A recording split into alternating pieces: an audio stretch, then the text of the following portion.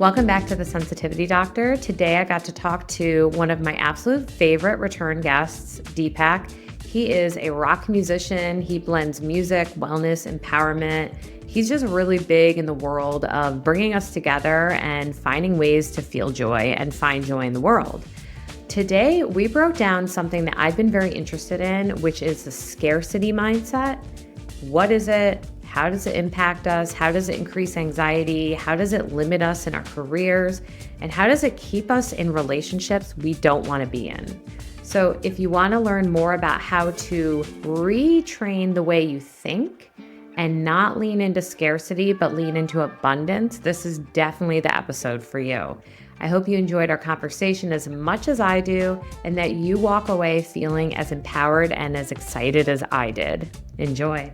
How have you been? It's been good. And always a wild adventure, Definitely. Yeah, I've been a lot of traveling, a lot of events. I'm sort of, my mission is just to spread as much positive energy and upliftment and unity and empowerment everywhere I can. And I seem to be just following a path of being invited along like a Maha path that led me to DC, to the inauguration and playing events there, and invited to the inauguration and things like that. But I mean more just for everyone, right? And that's just where things are going. So I'm riding the wave.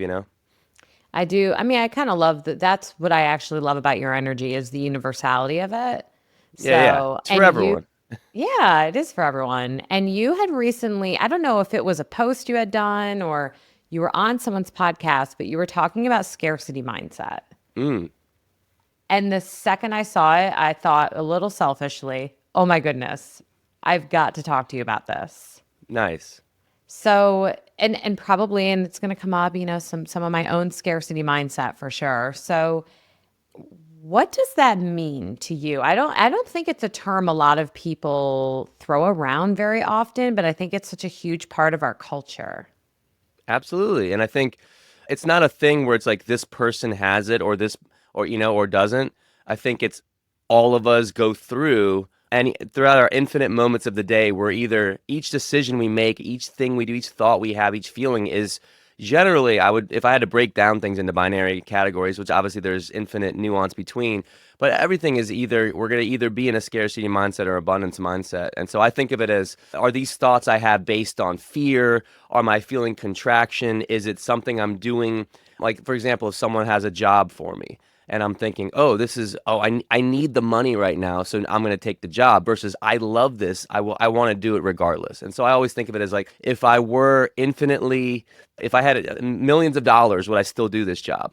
Right? That's like the distinction. It's very simple. If I had millions of dollars, would I still do this? And if I still would, then I'm doing it because I actually love the thing. And also, obviously, we're in this world and we have, income, there's energy exchange. So there's a healthy balance between both. But I think, I'll do certain projects because I love the project. Now, sometimes if I'm working on a music project, because I do music, as you can tell, and I'm not loving the project, but I'm still doing it because I know I'm going to get a paycheck, which I do barely any of that these days. But there was a time, I got to make our rent. We got to do things like that. Right. I could tell that job, I was doing it more just to make the rent versus, man, I really love this artist or this song I'm working on. So, it comes up throughout our days. It comes up if we're parking our car somewhere and it's like, ooh, can we afford the valet right now? It comes up in every little moment of our days. And it's based in, we can look at it as based on our bank account, but it's deeper than that. I think it's based on a feeling that we have of trust.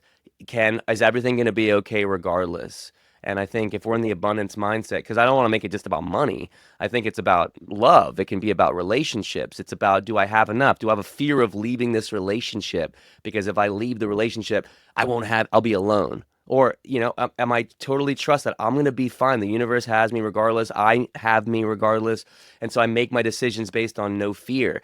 I'm not worried about this job because there's 20 more jobs. I'm not worried about this relationship because I know that if I'm my best self, the universe will provide through my actions what's meant to be. So it becomes deeper. It's not about the money. It's about trusting ourselves and trusting what we've put out in the universe, trusting God or whatever we want to call it. I'm a God person, so trusting God, and then knowing that we're gonna be okay, and that whatever happens, it's gonna be okay, even if it's something that we might think is a bad thing. No, that even trusting that that's a part of a greater plan or an opportunity or lesson. So that's kind of like how I break down scarcity versus abundance.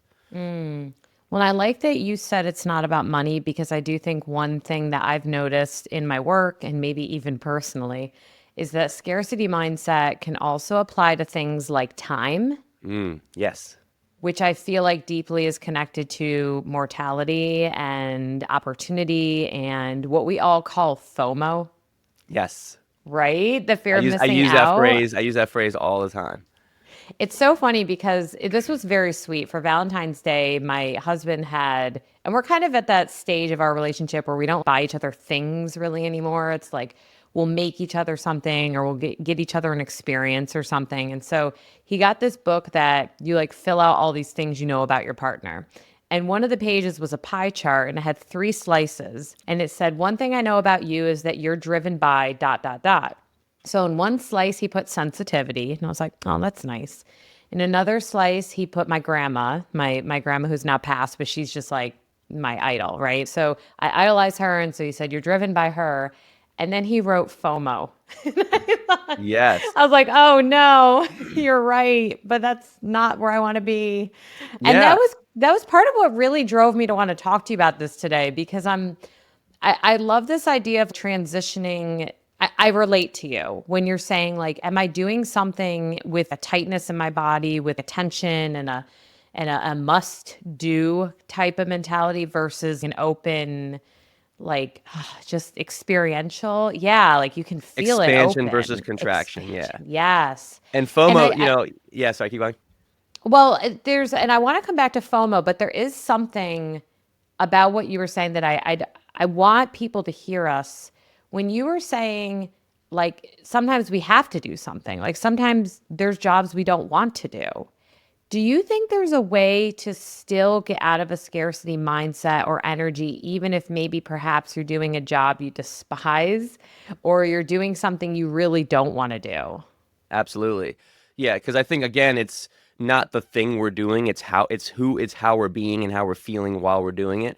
So really, I think I like to look at all of life as framework. I could do the same exact action if I have a framework that is I have to do this and then it feels smaller. And if I flip the framework into I get to do this, exact same thing. Suddenly, I'm feeling expansion. So it's okay. Let's talk about the music job again. There's an artist. I don't really even like the song, whatever it is. I'm doing it regardless. At this point, I'm doing it. Obviously, there was decisions that led to that. I said yes. Now we're here. So how can I now do this thing? Let's say we're going to our 9 to 5 job and we don't really like it. Well, again, we have decisions we can make. We can move ourselves out of it. But in the meantime, while we're here, we got to recognize that we get to do what we're doing as a part of something bigger, that the thing I'm doing right now is leading me and that this is a part of my destiny. It's a part of my path. I'm out here in Hollywood and I'm paying my dues and I got to do jobs I don't got to do. Let's flip that into I'm on my path and I'm working my way to the top. And even Brad Pitt was wearing a chicken suit and dancing in the street when he was 18 years old, and that's a part of his story. So if I lean forward, the things that we're doing that we may not like can also I can look at the framework by zooming out into the macro as this is all part of my story that led me to this place that later on I'm going to be like, wow, that was worth it, doing those crazy weird things that I didn't think I liked at the time. It's a part of my character, and it becomes now more that we're creating a mythos. I like thinking like I'm creating a mythos about myself. Like I'm on this legendary path to the unknown, and in my vision, in my dreams, it's so epic. And so this is also epic. It's a part of the epic journey versus I don't like this right now. And so that can be a part of it. And again, if we're feeling it in our body, if our bodies are feeling small, we have every opportunity, freedom, and choice to also quit the job, make different decisions, and do that. And that is a part of reflection and doing that. So both they all happen kind of together at the same time. Now, the tightness in the body was one thing you were saying, and negative thinking patterns. Are there any other, and admittedly, I looked it up beforehand because I'm like, what are the signs of a scarcity mindset? I mean, are there any other common thinking patterns that you see or kind of ways of feeling that people generally feel? Yeah. Breath. I think breath is always one of the main things I'm observing almost in everything. how's my breath right now? Am I holding my breath? And if I'm holding it, where am I holding it? And is that causing, tension where? Because the tension can be in different places. Is it in my jaw? Is it in my shoulders, in my neck? And like, where's the tension and where's the breath being held? Those are things I gauge. And usually when you suddenly just bring awareness to it without making it wrong, without judging yourself, without forcing it, the body naturally just lets go of the tension when we bring awareness to it. So I'm usually observing breath and tension. Those are my two main gauges as I'm all of my sonar detectors as I'm walking through life, as I'm making my decisions, as I'm on the phone with someone, if I'm about to walk into something I might be nervous about or about to talk to someone really important. I'm just gauging, where's my breath, where's my tension, am I scarcity, do I have a thought of I'm not good enough?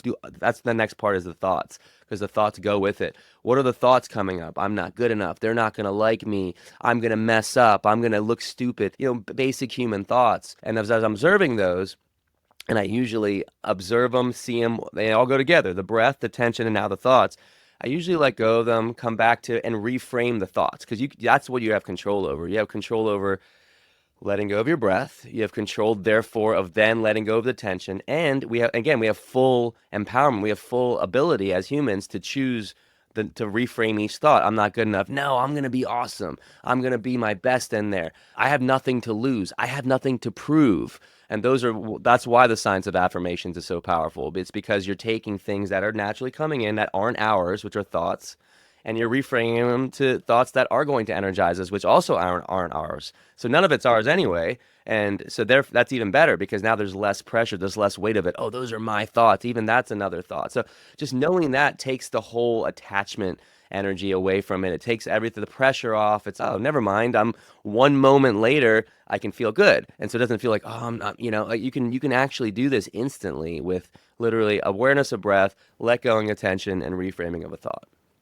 I love it too, because as I was listening to you, I was thinking of I was saying I did a little research on this about scarcity mindset, and there were a couple common thinking patterns that I was able to identify, and you just portrayed some of them. Mm, And so, if you don't mind, I'd love to lay them out and see what you think of yeah. them.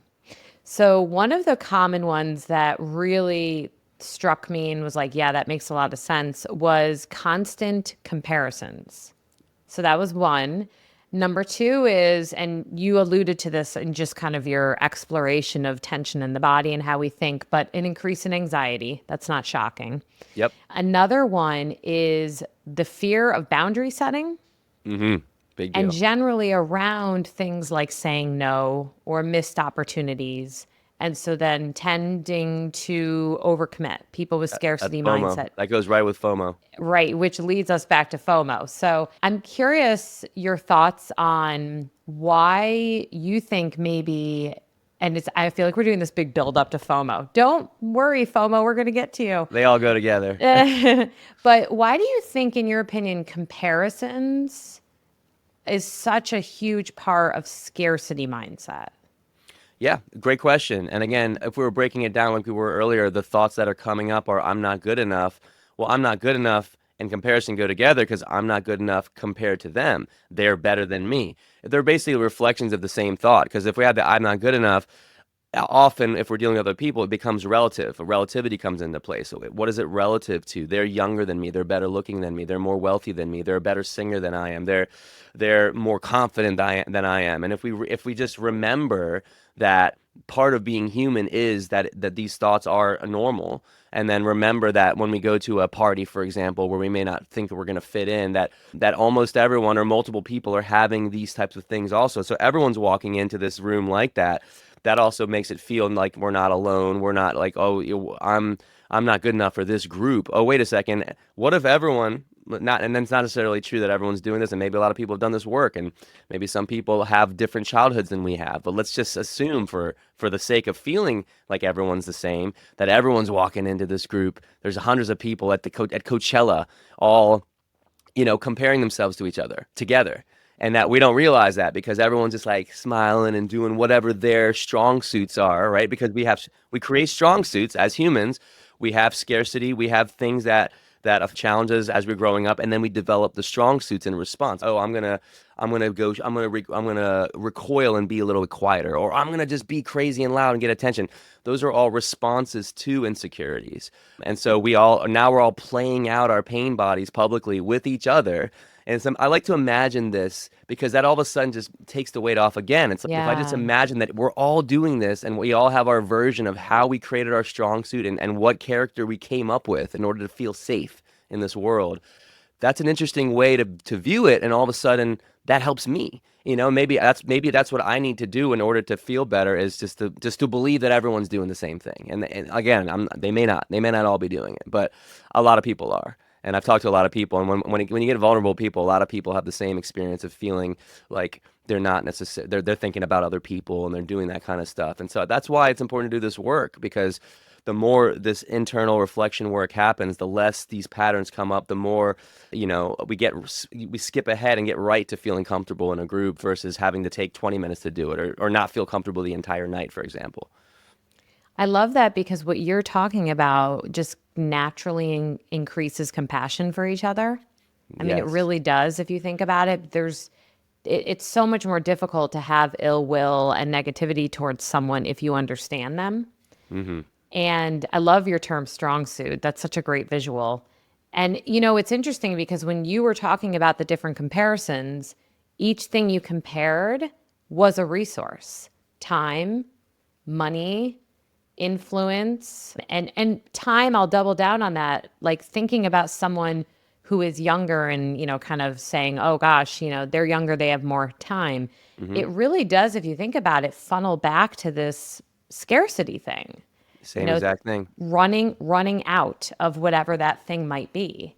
So I'd love that. That's such a good idea. Like a big part of combating, I'm hearing you say a big part of combating scarcity mentality, especially in groups Hmm. and with other people, is to lean into compassion and curiosity, maybe even Yeah. about their stories versus comparison. One Yeah. thing I do try to encourage folks I work with who struggle with this, and even myself, honestly. Now, I'm not in the music world, but I'm in the writing world. And in Right.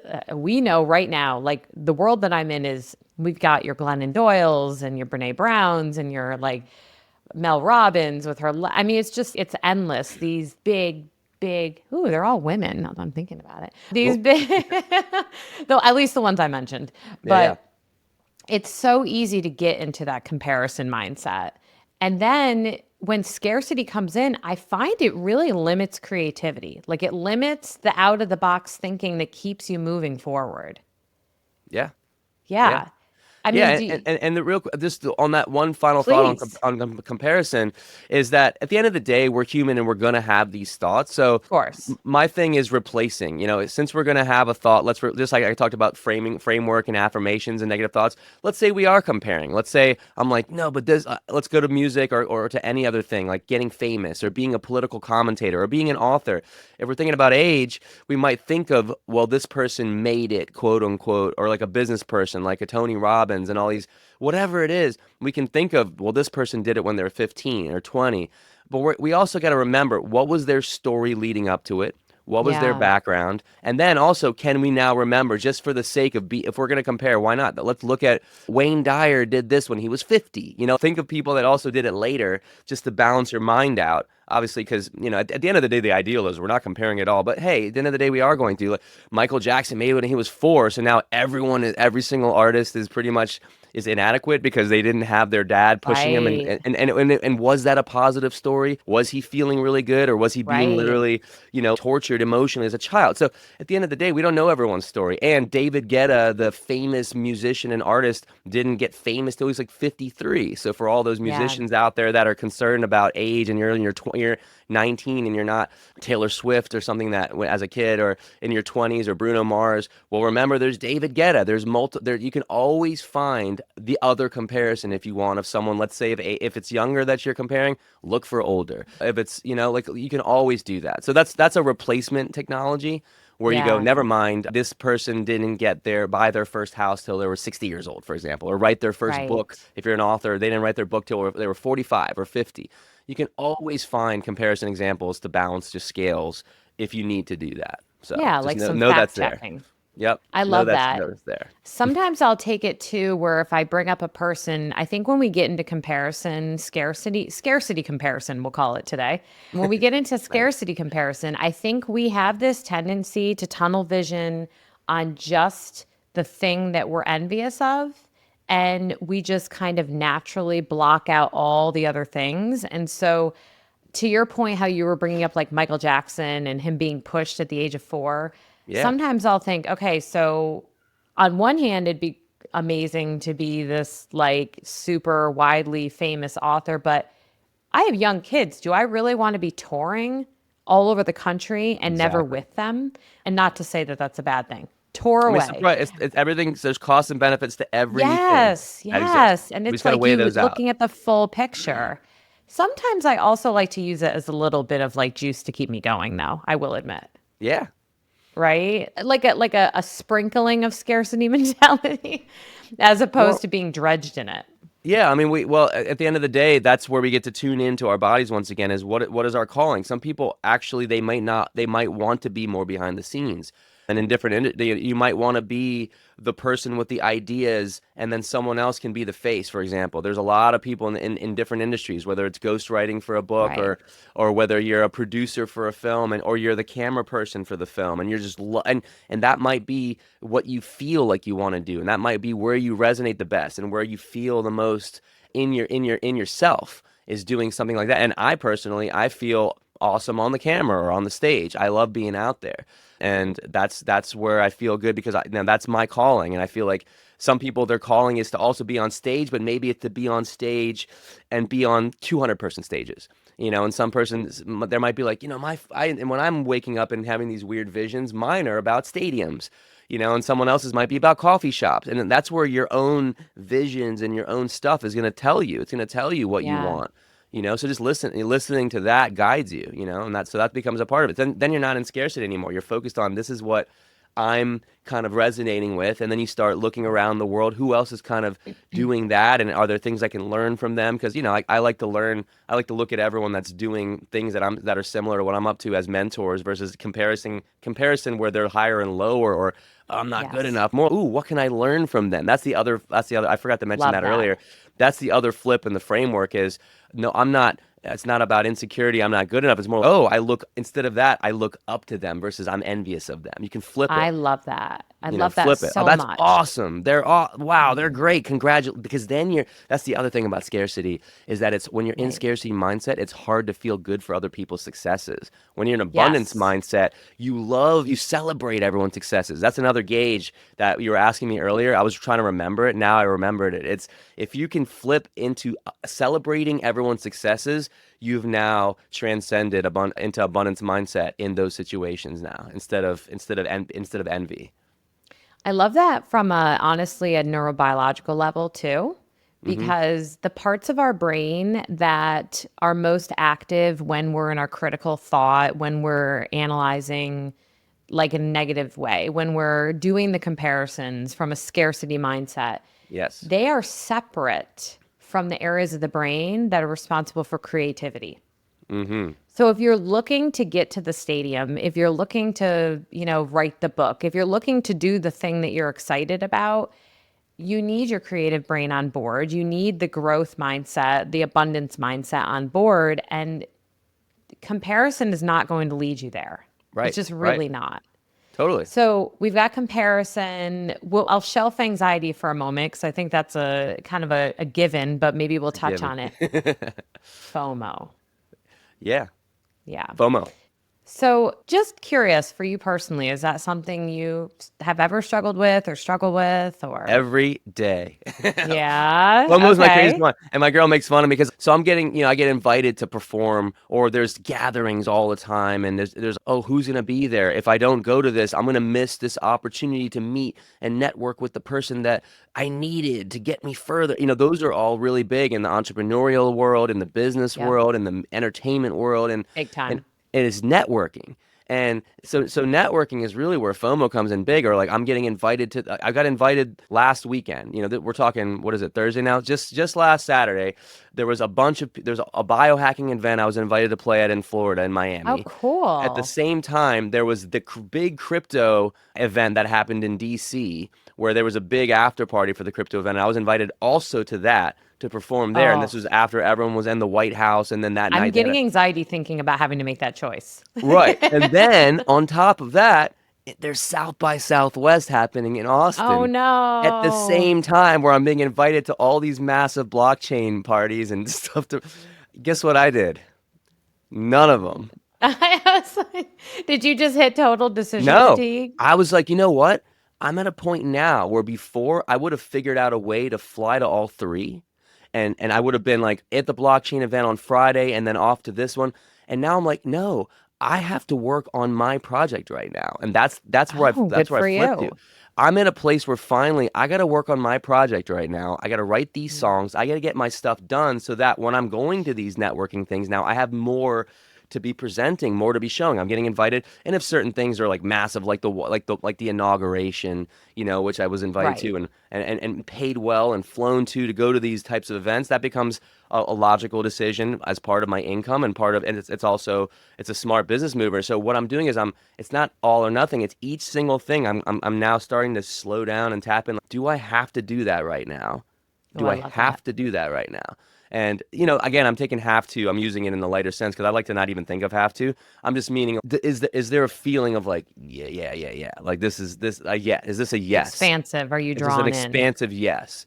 And, Yes. all of those could have been amazing, and they would have been amazing, and I would have had a great time. But I've done that already. I've been wearing myself thin, running around, going to every event, showing face everywhere, and that's what got me where I am now, where I have got some exposure, and now it's time for me to bring it inward for a bit. And doesn't mean like in a couple months I might be back doing that again.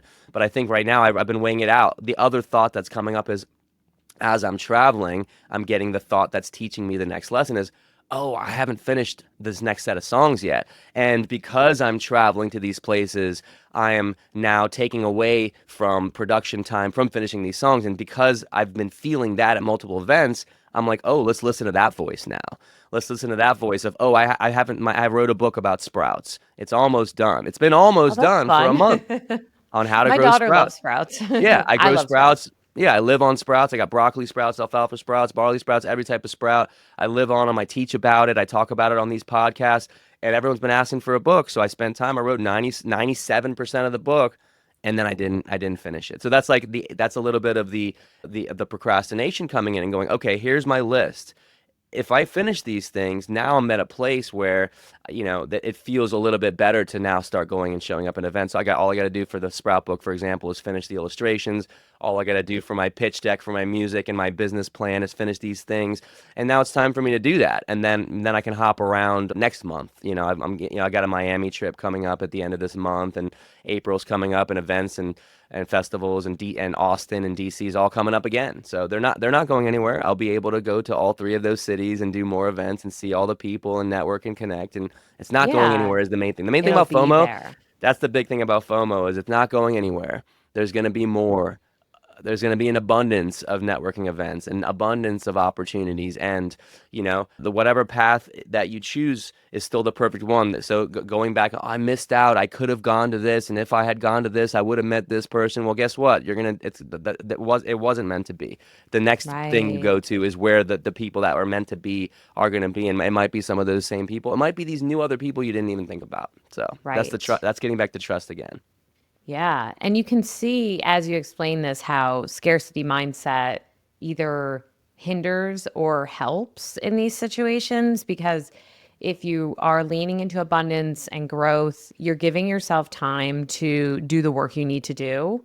And on the flip of this, I can think of when you're really first starting. I mean, honestly, when I think about when I was really first starting, I said yes to everything, Yes, exactly. everything. And And you I should. like made a conscious decision to have scarcity mindset in a way.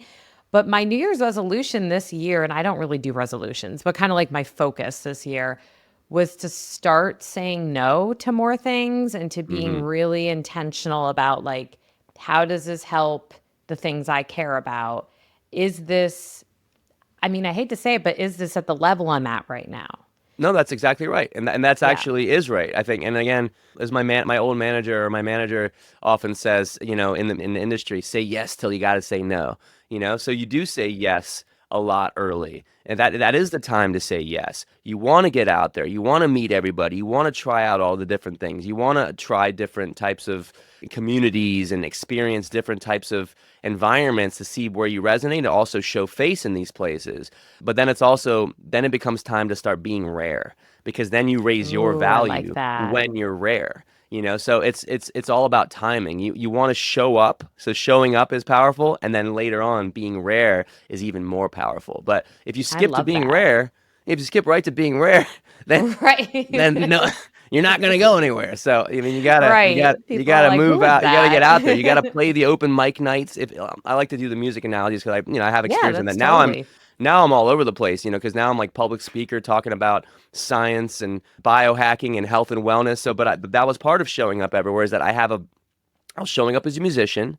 I grew. I showed up everywhere. I played every show. I played shows that didn't pay me. I played crowds of 5 people, 10 people, and then and I networked. I went to these music gatherings in Los Angeles and places like that, and suddenly I find myself playing in a stadium. Years later, or I've got, and now I'm making 45 songs for Disney, or I'm on stage at the American Music Awards Wait, with is that what you're Rihanna. doing right now? I've done all. I did 45 songs for Disney from between 2018 and 2021.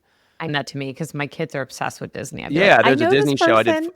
I did a massive Disney show. I was like the main head on it's on Wikipedia and all that. I can Oh, send you all the that's links. cool. You Yeah, have I so was many, and that's the thing when you have done so many things, yeah. like being able to comb through all of your Oh, I stuff. mean, oh yeah, I was at the American Music Awards playing violin with Rihanna on the song "Shine Bright Like a Diamond." I was in multiple national commercials, Super Bowl commercials, co-star on the show Modern Family. Now you can go back and watch Modern Family and What? Wait, look me up. when? Season 5, Mitch and Cam's wedding, when they had that gay wedding at the end of season 5. I'm in that with lines I and need to everything. go rewatch that. I You can't. love I'm all Modern over the Family. place. Oh Olympic my gosh, Stadium, I'm totally gonna Berlin. go rewatch that.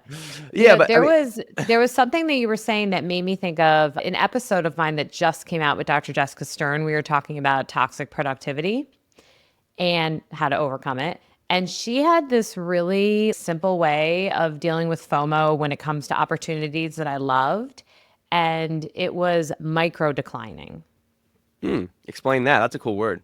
Okay, I know, I loved it. And so basically, it's not just outright saying no. It's first of all tapping into, do I feel expansive or do I feel retraction? If you Mm, feel retraction and it doesn't feel good, I mean, by all means, jump into a full on no. But if it feels expansive, if you feel excited, but you just don't have the bandwidth, mm, you just have overcommitted, using what we're talking about today with abundance mentality and not leaning into scarcity allows you to know that you can say no to a degree with the anticipation of it coming in yeah, the future. yeah. And so stay saying no, I can't right now, but I've looked at my calendar and I will probably be able to do that in 3 weeks, for example. Totally, totally. Right? So like allowing yourself to say and decline when you need to decline because you know it's coming.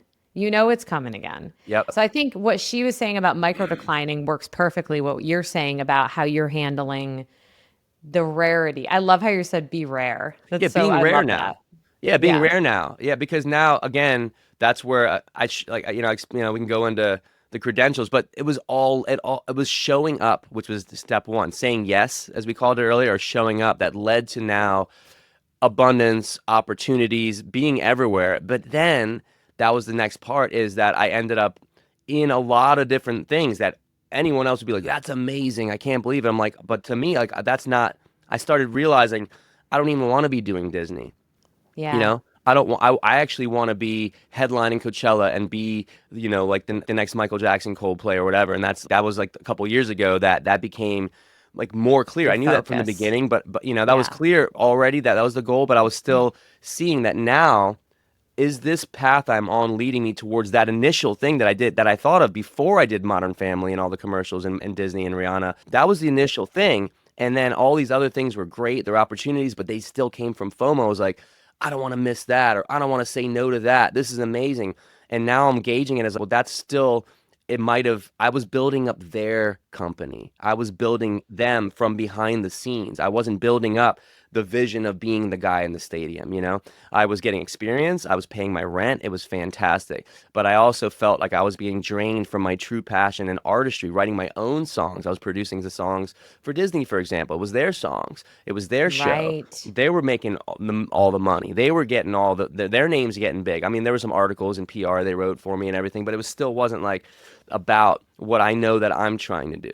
And so that's where Yeah. 2021 came in, and I started really saying, you know what, I got to do some hard nose on producing everyone else's stuff. Other independent artists that wanted to work with me. I produced a lot of albums for a lot of other people that now have their CDs and they're out there, whatever they're called, their Spotify, and they're all out there. And I was putting my stuff on the back burner. And so now the last few years has been about building DPAK finally, and that's where now I'm seeing the growth and rise in that particular way. Whereas I spent 10 years massively successful in terms of finance and major gigs and opportunities, Rihanna, Disney, and all that kind of stuff. But also, I was building everyone else's projects, even Modern Family, their project. I was supporting their Right. project, and I loved it. No regrets. It was awesome. It was so much fun. The stories are amazing.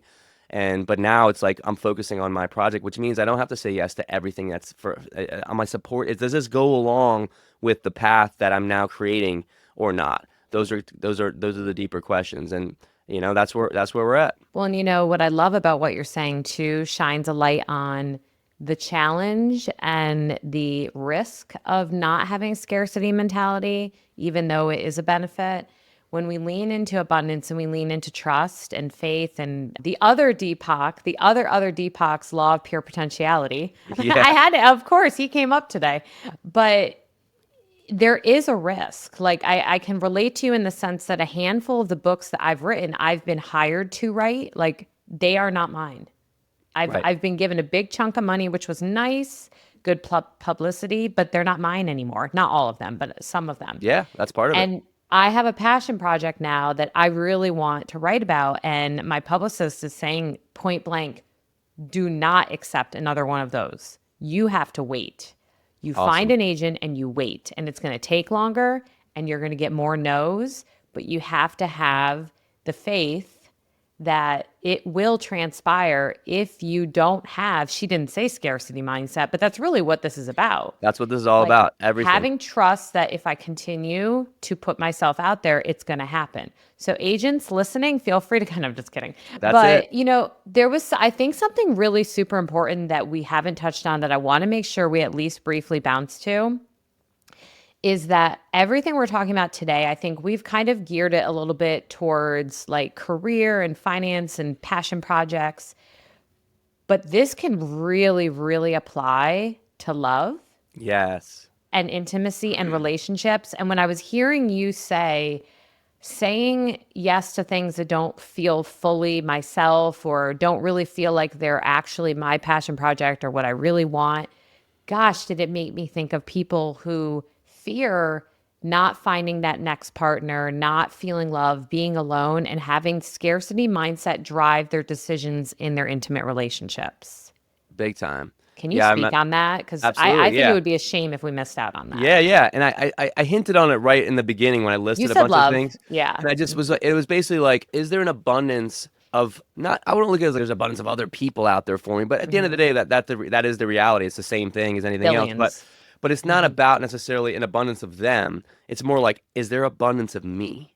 Am I enough such that I trust myself so much that who I am is one that's worthy of love? And so that Yeah. then it becomes less about if I lose this person, are there more people? Because then we're still looking to be filled. Yep. There's a codependency that can be underneath that.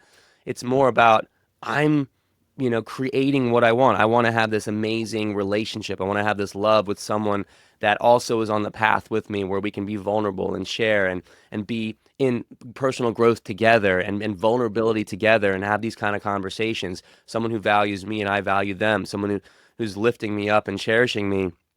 And if we're not experiencing that and we're feeling the feeling of scarcity, which is, oh, I'm going to be alone and no one's going to love me, or oh, this was the one. If I had just done this and this, or they had just done this and this, then now I'm never going to find someone that is the one like this. These are the kind of Yeah. scarcity thoughts that are very normal, because, someone might be like so amazing in so many ways, but they may not be.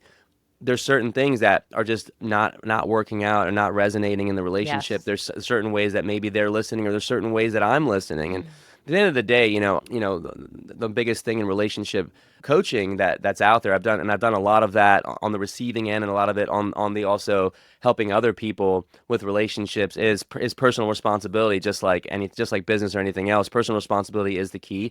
And when I step into fully being the cause of a situation, doesn't mean the blame, doesn't mean something is a fault, because that's a different language. But if I'm fully cause, meaning I'm responsible for the things that are happening, not that they're feeling this way because of me, but who I'm being and who I'm bringing to the table is creating the world around me. It's creating the abundance. It's creating my career. It's also creating my love. Then I'm walking in with a different mindset, which is an abundance mindset, even in relationship. And then you can really gauge from there. Hey, did I fully bring vulnerability to the table? Did I take full responsibility in this conversation? And if I do, 95% of the time, it does end most fights when you take responsibility. It usually is the de-escalating choice.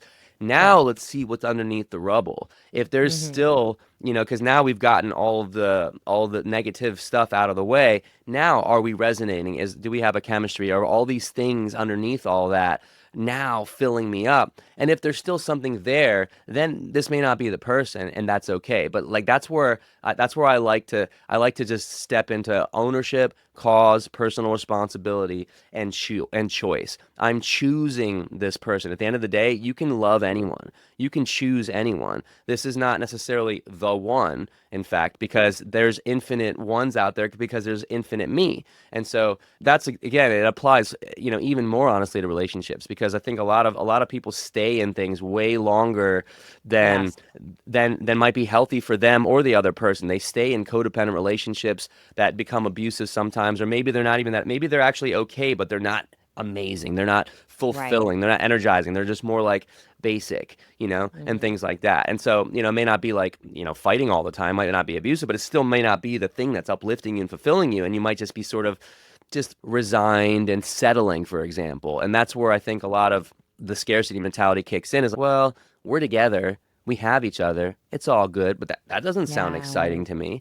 And No. so I think focusing on being excited, being with someone, bringing excitement and receiving excitement, and that's sort of what you want to get charged about. And then just knowing that a long-term relationship does take a lot of work. It's not going to be this. The excitement, that initial excitement, is different than the 5 years down. I'm in a 5 year right now, and I've been in 2 10 years before this. And so there is the honeymoon, all the typical stuff. The honeymoon phase has this excitement, and then we get to, what can we create now that's sustainable excitement, and that comes from abundance once you start getting into the long-term stuff. Absolutely. I'm glad that you highlighted the fact that if you have a scarcity mindset going into or in relationships, you are going to be more likely to put up with stuff you do not deserve, and much more likely to slip into codependency patterns and just really the vulnerability of being mistreated. And it takes an abundance mindset and the trust that if I end this, love will come again. And that can be a very scary feeling. It's like the ultimate decline, not a micro decline, but this Yep. is not working for me decline. And I think boundaries and saying no and being okay with being very uncomfortable for a while, but leaning heavily into what I'm open to whatever is going to happen. It's just, oh gosh, I think some people, if they knew about scarcity mindset, really would feel more comfortable ending things for them that aren't working for them. Yeah, because I think a lot of people are also afraid of being alone, and that's why it's recommended in a lot of the relationship conversation world, is to, if you do split, or if there's some long relationship or any relationship, actually master being alone, because that's where you're focusing on yourself, your personal growth, being whole, complete, and perfect, and so that you're not coming from filling a void when entering the relationship. You're coming from, hey, I feel like a whole, complete person. I'm, feeling great about myself. I'm okay with being alone, which is another thing around abundance and scarcity. I'm abundant alone, so now I'm carrying abundance into the relationship. Let's find Yes. someone else that seems like they're also feeling pretty abundant alone as well. And now we're multiplying versus, coupling in a way that has that codependency, because it's not coming from filling each other's voids. It's coming from multiplying and adding Yes. and pooling in abundance together. And I think that's why Totally. it is recommended to be alone for a while, to practice not just running around and void filling with more, being with someone else and just having to be with someone, which again it comes from scarcity once again, all of that. So, you know, It's kind of wild because if you think about it, scarcity mindset most likely drives the need to fill voids, period. And also what we often call vices, yes, right? Like we have our vice. What are we trying to fill? We're usually trying to fill a void. Why are we trying to fill a void? Because of scarcity mindset, emotional which, eating, binge right. watching TV, drugs, certain thing, dating a bunch of people all the time.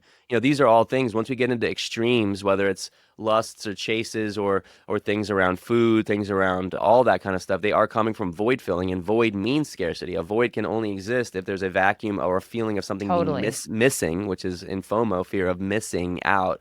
All of it's Yes. connected to scarcity mindset. And so abundance is really going within, meditating, being able to understand I'm whole, complete, and perfect right here, right now. And then from there, all of a sudden it's like, now do I want to eat that next thing right now? Or am I emotionally eating? Oh no, actually, you know what? That if I slow down for a second instead of just shoving the food in, because I certainly can relate to sometimes just eating and not thinking. And what am I doing? I'm like, wait a second, my body doesn't want this. I'm full right now, but I shut that off because my brain was feeling distracted or thinking about something, or, feeling anxious, anxiety. And I'm like, I just ate a whole bag of chips and didn't realize it. I was unaware that I even ate the bag of chips. And, and so there's all of that is coming from not slowing down, into the breath, into the tension once again, to the reflection, Yes. and stepping into like the questions, the curiosity we talked about earlier. Yeah, totally. And if you think about it, this is going to full circle. Here we are. Finally, anxiety. Yes. HALT. Have you heard that acronym before? HALT. I haven't. Hungry, angry, lonely, tired. Hungry. Okay. Yep. So that's a little Angry. Yep. check in. If you're feeling anxious, am I Yeah, makes hungry, sense. angry, lonely, tired? Nice. If you fill any of those things from an abundance mindset, I'm hungry. Okay. So I'm going to eat, but I'm going to be mindful of what I'm eating.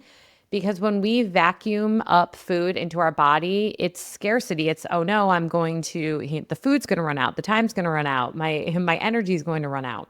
But if we're doing in a way that we're looking at the food, we're understanding where it came from, we're feeling it, as we eat it, we're tasting it. That's the abundance mindset. So I encourage like a call to action to everyone. If you are noticing anxiety Mm. and you check in with yourself, you can halt yourself or you can just ask, am I having scarcity thoughts? And if I am, what happens when I shift to abundance thoughts? And what impact does that have on anxiety? Mm. And that could be really healing Love it. for That's good sure. stuff right there. Yeah, because I Yes, mean, because again, scarcity is just a part of life, scarcity mindset, and we all of have course. our different stories and our different backgrounds. So it's like, in my case, why am I feeling a scarcity around food, for example? And if I look back, I'm like, oh, I'm first generation Indian. India, there's like, it's got the third world culture in which there's scarcity. There's not as much abundance of food and wealth and things like that. So a lot of countries that, can relate to where I come from, our generations are coming where don't waste a single grain of rice because it's so valuable. And I don't disagree with that now at this point, but it also did come from scarcity for me. And it's also you got to eat as fast as you can. You got to get it in, or going to a buffet and eating as much as you can while you're at the buffet. And Oh I've my done all gosh. that stuff. Yes. I've done Buffet that. I've done mentality, that a bunch. scarcity mentality. It's the same I thing. mean, I've done that so many times, and I look back and I'm like, oh, okay. I think there's cultural stuff in there, and just and those are things. And then I've met other people, from Argentina or other countries that have had similar. So I'm like, oh, okay, interesting. It's just more out of curiosity, like what are the things that may have led subconsciously in childhood into a feeling of lack around, for example, food or money or time. And all of it is very similar. And so it's just like being able to break out of that and recognize, no, we've got enough of everything. We can create and generate the money. We've got infinite time. Again, reframing the language around all of these scarcity conversations is the way to help with that. And again, tuning into the body. But yeah, I've definitely, it's just interesting to notice like where, because we are all so different, but we all still have our own versions of scarcity coming up. Right. Like where do they come from? And what's our version? What's our Yeah. story? What's our past? What's our lineage? What's our childhood experience around this? Were you sitting at the dinner table and mom was like, "No, you can't get up until you finish all your food," and that wasn't me necessarily, but I know friends that have told me that, and they're sitting there till 11 at night now, not eating their last bite because they're being stubborn and the lights are Oh off, my and mom's like, goodness. "Moms, you can't get up." I'm saying Tumbleweeds going we've by. right, we've all got our childhoods that have led to where we are now. So it's important, I Hmm. think, just to recognize that, also have compassion for ourselves Right. because of that, not make ourselves feel bad. Just know that that's just a part of life, and everyone, again, is going through a scarcity versus abundance choice. Almost every moment of the day it's a dance between those two as we make our decisions, as we get the phone calls, as we are making decisions around love. Cleaning the dishes. Oh, let me do it now. Let me not procrastination is a big one. Right. Let me just do them now. I'm gonna definitely feel better doing them now than if I have to. As it builds up to later, and then you start building atomic habits around these things, so that you start being able to have momentum and stay in abundance throughout the day. Yeah. I love that book, by the way. Oh yeah, it's a good one. Well, you know what, Deepak, I could like literally talk to you forever, but I have to It's so wrap fun. us up. I really love talking to you. And when your Sprout book comes out, I'm gonna what is do it it. going to be called? It might be called The Sprout Life, spelled with the Y. Okay. When it comes out, you Yes. tell me and you come back, and I will make sure I have sprouts here. We can both have sprout salads while we talk. I would love to have you back to talk about your book and share it Yeah. because Sprout Life, I mean, I've been following you. I saw you are like all about it. So I love that. Oh yeah. Um, but is if for anyone who wants to, keep up with all the awesome stuff you put into the world, your community, your music, which is beautiful, like anyone here Thank you. who has not either heard you out in the world or even watched the episode where you graced us with your music, that was Oh one of my yeah. favorite episodes, to Right. check that out. Where can they find out more about you? Yeah, DPAK World right there, DPAK World, and on Instagram, on the website, everything's there. There's music galore. There's current stuff, which is got some fun vibes going on. There's older stuff. There's electronic. There's acoustic. There's rock. There's Disney. Again, you can look up Mira Royal Detective for the kids out there. Oh, I'm Um, writing that down. I've heard of it. Yep, it's on Disney Plus, Disney Junior, Disney Channel. I did all the music for those. You can see me in the credits on those. So And there's then and there's season 5, The Wedding. season 5 of Modern Family, the Okay. season finale. Oh, that's so That's funny. I like have we're something going to now. share We're with the going now. We're kids going and my back to the husband. last. Yeah, we're going. This is a blast in the past. That was what 2015 was Modern Family. Wow. 2018 to 21 was Disney. Rihanna was 2013. There's it's been a lot. But yeah, all that stuff it can be Okay, found. awesome. That can be found on. It's Okay, like well, Where's thanks for Waldo? coming. Thanks for the fun conversation, fun, informative, and I just loved it. So, hopefully, everyone enjoyed that. And reach out if you have any questions or thoughts on scarcity mindset, abundance mindset, and be well, everyone.